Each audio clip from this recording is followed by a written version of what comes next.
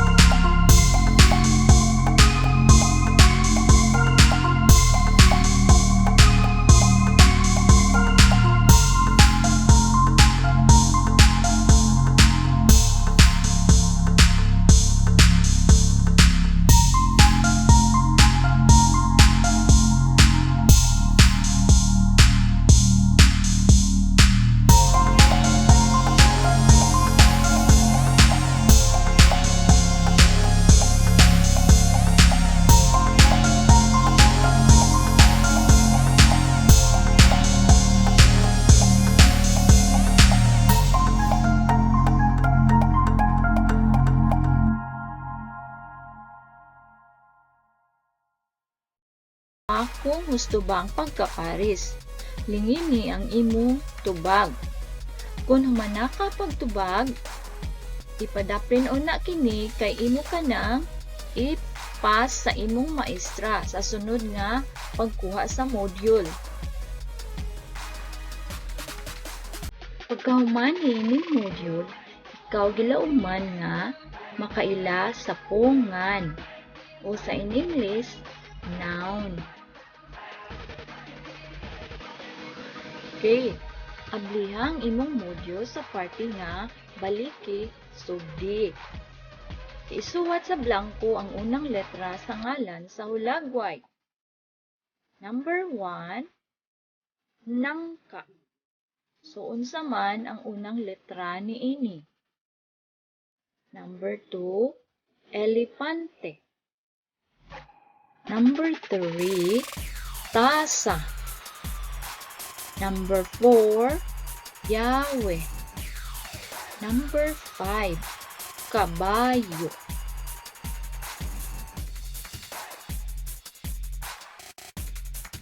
Letter B. Tan-awang matag hulagway. Isuwat ang o ang mga nga nagtumbok sa gidaghanon. Kumani ang gigamit kun usara kabutang ang gipakita. Ang mga gamiton kun daghan. Okay, sugdan na. Number 1. Duha ka iro. Number 2. Usa ka apple. Number 3. Usa ka balay. Number 4. Tan-awa. Dulaan. Daghang dulaan.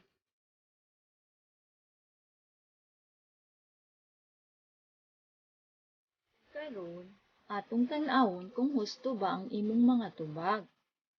Sige, ikaw raang mo check ni ini. Butangi og check kung husto ang imong tubag. Number 1, nangka. Ang nagunang letra kay N. Cheque ang imong tubag kung husto kini. Butangi kini og ikis kung sayop. Number 2, elepante. Ang tubag, letrang E. Number 3, tasa. Ang tubag, letrang T. Number 4, Yahweh. Ang tubag, letrang Y. Number 5, kabayo. Ang tubag, letrang K. Ug karon ang tubag sa letter B. Ang pagsulat sa ang ug ang mga. Sige, tan-awa na ang imong tubag. Number 1, duha ka iro ang tubag, ang mga. Butangi og check kung husto, butangi og ikis kung sayop. Number 2, ang apple. Number 3, ang balay. Number 4, ang mga dulaan. Okay, kung humana ka og check, ihapa kung pila tanan ang imong nakuha nga hustong tubag. Okay, nakakuha ka ba og perfect? Very good.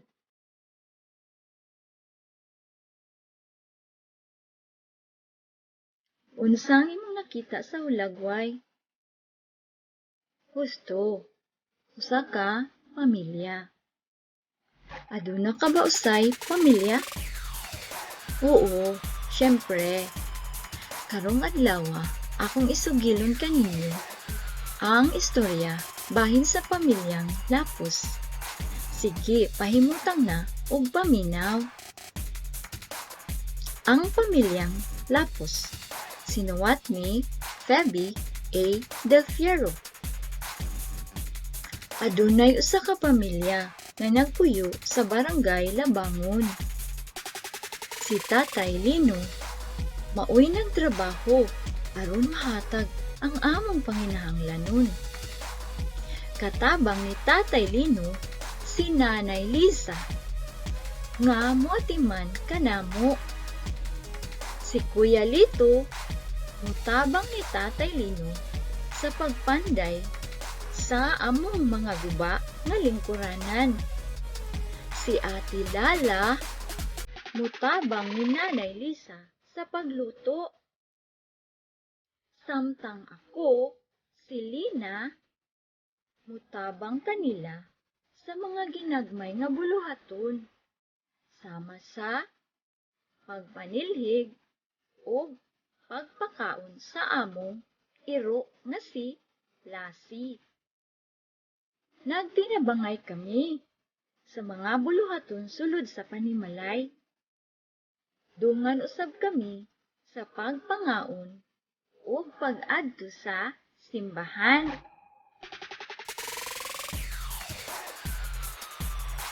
Mao kadto ang sugilanon sa pamilyang Lapus.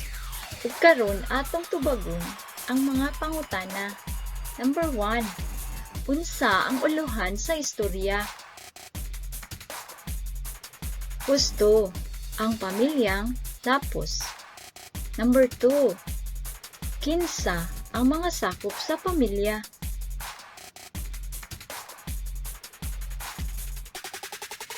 Maayo, ang mga sakop sa pamilya mao sila si Tatay Lino, Nanay Lisa, Kuya Lito, Ate Lala ug Lina. Number 3. Asa sila nagpuyo? Sa barangay Labangon. Number 4. Unsa ang gihatag ni tatay ug nanay sa ilang mga anak?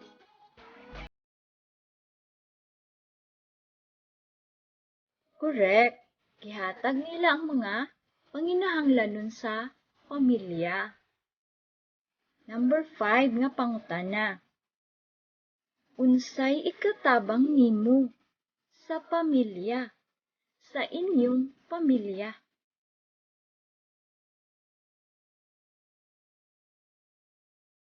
Okay, makahimo ka nga manghugas sa plato. Manilhig, musugot sa sugo ni mama ug papa ug uban pa. Pwede nimong mahimo.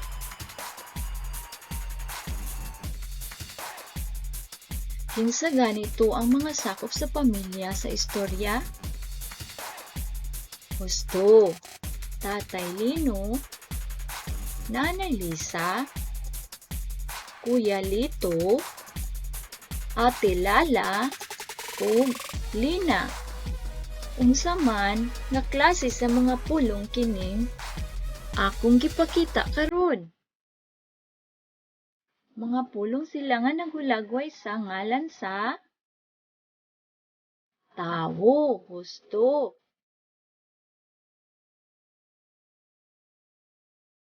Istorya aduna pud sila binuhi nga iro. Ang ngalan sa ilang iro mao si Lassie. Ang pulong nga Lassie naghulagway sa ngalan sa hayop.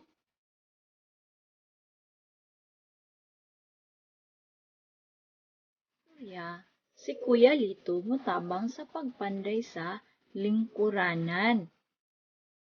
Ang pulong lingkuranan usa ka ngalan sa butang.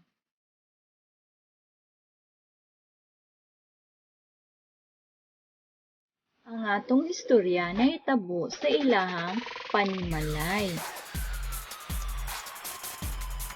Ang pulong panimalay naghulagway sa usa ka lugar. Ungan, ang tawag sa ngalan sa tawo, hayop, butang, ug lugar. Akong balikon, ungan, ang tawag sa ngalan sa tawo, hayop, butang, ug lugar. Hinumdumi, ungan, ang tawag sa mga ngalan sa tawo, butang, hayop o lugar. Pananglitan, ngalan sa tawo, nanay, doktor. Ngalan sa butang, lingkuranan, laso. Ngalan sa hayop, leon, elepante. Ug ngalan sa lugar, tunghaan, isla.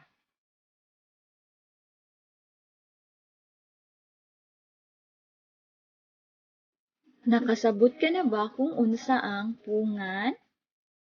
Sige, karon abliang imong module sa panid 6. Ilha ang mga hulagway. Isuwat sa kahon ang T kung kiningalan sa tawo, B kun butang, H kun hayop, ug L kun lugar. Isulat lang diha diretso sa imong module. Okay, example number 1. Anaa diha ang hulagway sa pati. Unsa man kana? Ngalan ba sa tawo, butang, hayop o lugar? So, ang pati kay ngalan sa hayop. Husto. So, kung hayop siya, isulat ang letrang H. Okay, kuha mo? Sige, sugdi ang pagtubag.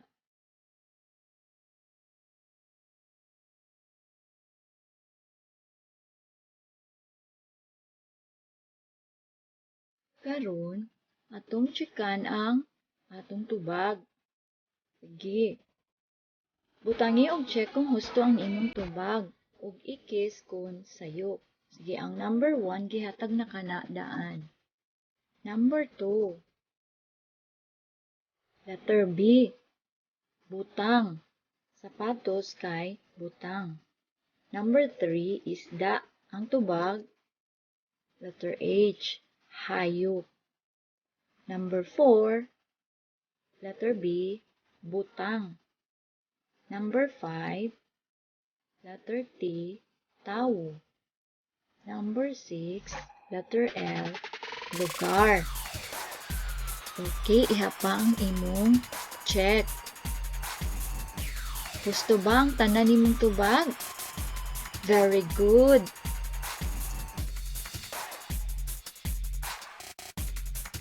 Diha gihapon sa panid 6, palambua, atong tubagan. Ihan ay ang mga pulong kung kiningalan sa tawo, butang, hayop o lugar. Isuwat kini sa hustong kahon. Diha sa wala nga bahin, nahimutang ang dakong kahon. So, nahisulat din ha ang mga ngalan sa pari, lamesa, bitin, baso, doktor, plaza, unggoy, merkado. So, mao ka na ang mga pulong nga imong pagahan-ayon. Okay, pananglitan. Pari. Asa man nga kahon nimo siya isulat? Ariba sa tawo, butang, hayop, lugar. Ang pari, ngalan sa tawo.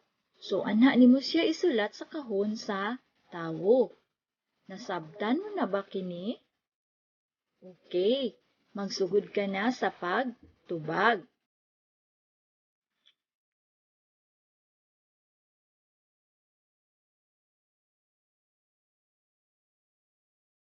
Kung man ka na sa pagtubag, ipadaplin lang kini. Kay imo kining idungan sa pagsubmit sa ubang module. Inig sunod kuha sa eskwelahan.